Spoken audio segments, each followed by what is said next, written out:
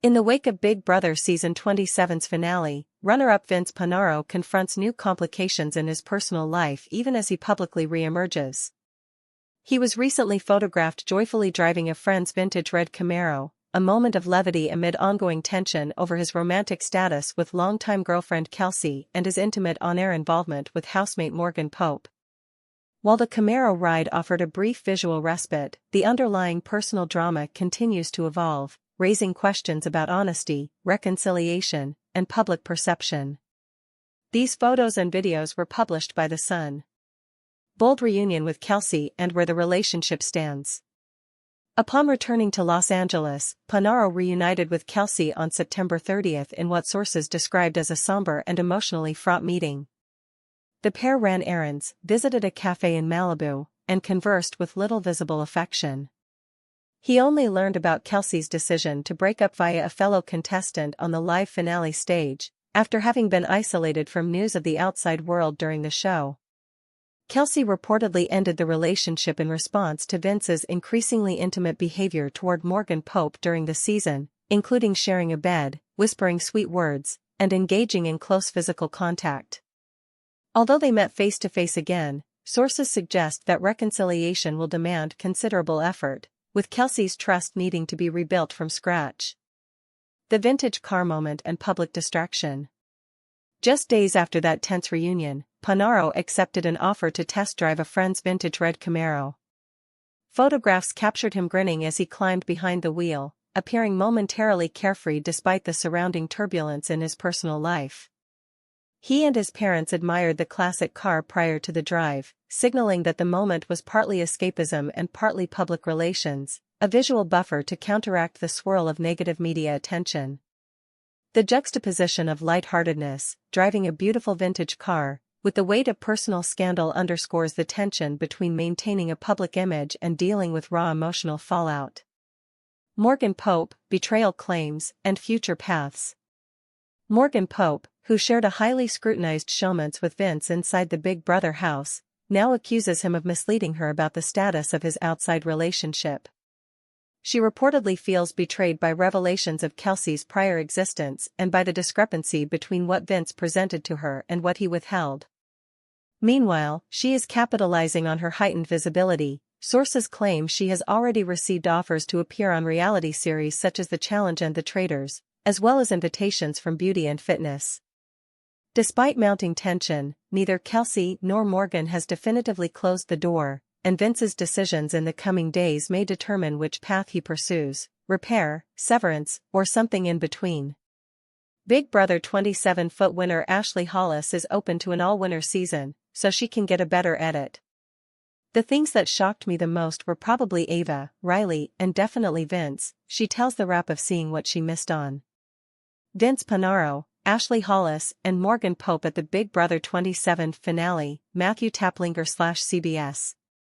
For Big Brother fans who watched the show on the live feeds this season, Ashley Hollis defeating four-time head of household Vince Panaro in the season 27 finale didn't really come as a surprise. However, if you only casually followed along with the edited show on CBS, the young lawyer's win may have seemed a tad out of nowhere. I haven't watched the show all the way back yet, but the things that shocked me the most were probably like Ava, Riley, and definitely Vince. As people saw on my Instagram, me and Vince were never close. I never even wanted to work with him. That was all strategy. I wanted him out since the early days. But then I started seeing he could take me further. The connection with Morgan, that was always two votes that I would have, because him and Morgan were obviously very close, as people saw. Morgan was running that man in the game, Hollis told the Wrap. I knew I would always be safe with him, even though we didn't really vibe. But to see how my name was in his mouth 24/7, I'm like, okay, his breath must have been hot. I wasn't the biggest fan of Vince, but he definitely wasn't on the forefront of my mind every single day like I was on the forefront of his. That shocked me, Ashley added. Ava's comments about Rachel shocked me. Ava's comments even about me the first few weeks shocked me. That was a one-sided beef, fully. I did not have beef with Ava. And I think Riley, hearing that he said he wanted to trip me, seeing the way he talked to Catherine. Those 3 things shocked me. Big Brother producers defend controversial hamster wheel competition twist, exclusive. Alison Grodner and Rich Meehan also discuss the possibility of including the twist in future seasons. For Big Brother executive producers Alison Grodner and Rich Meehan, it only made sense to move one of the franchise's most dramatic twists from the Christmas-themed spin-off series Big Brother Reindeer Games to the flagship show. Instead of staging a standard elimination competition involving a hamster wheel maze, Reindeer Games introduced a diabolical twist.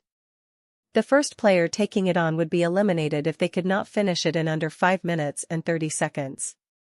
However, if they completed it in time, the next person would have a minute less to do it. And each person after that would have 1 minute less than the person before, with the pattern continuing until someone was eliminated.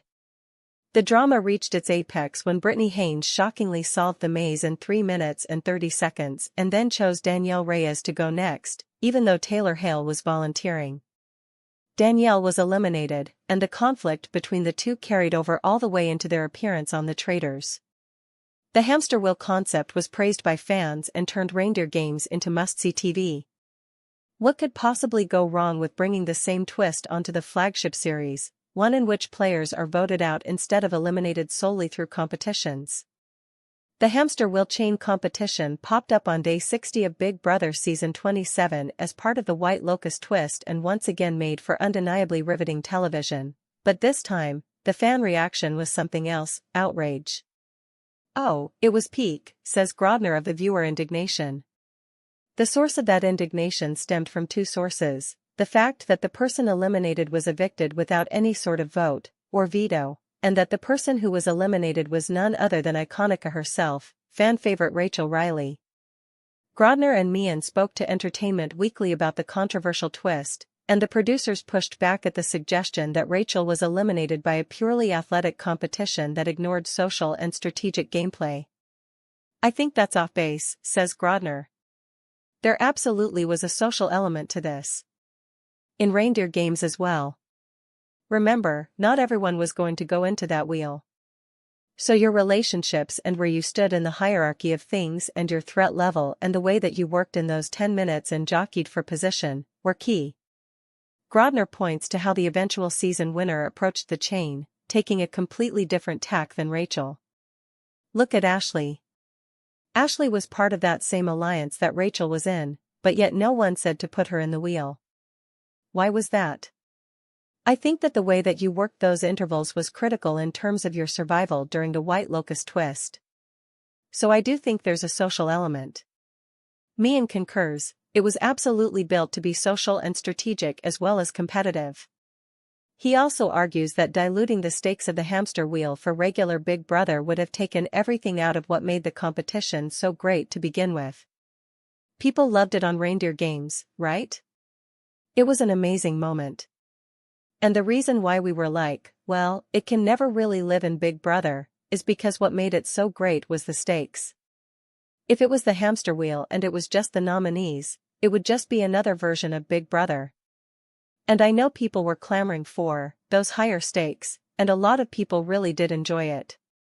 The producers also point out that all the elements of a typical Big Brother week were at play in that single competition, including the first Survive the White Locust challenge that Ava Pearl won to kick everything off, even if it was in a slightly different order. When it was originally designed, we looked at the layers of Big Brother from a social and strategic level, explains Meehan.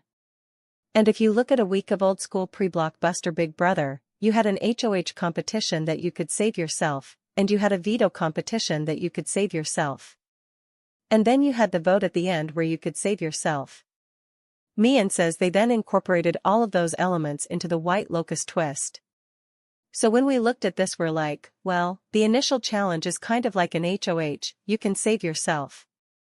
But then you start to chain, and if you get sent to the hamster wheel, it's kind of like a veto, where you have the opportunity to save yourself.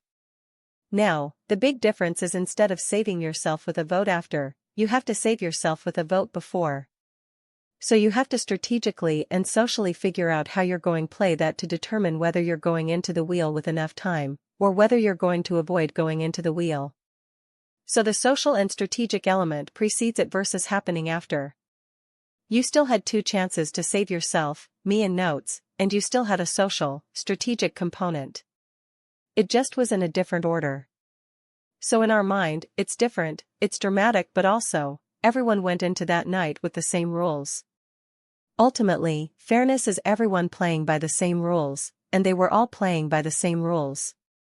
Of course, it doesn't take a genius to realize that, like the fans, the last person the producers wanted to be eliminated was their resident BB legend who had been spinning pure gold all season long.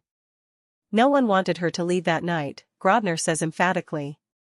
But for the producers, the way that Rachel did leave proves how important the social and strategic elements were to this night of mastermind mayhem.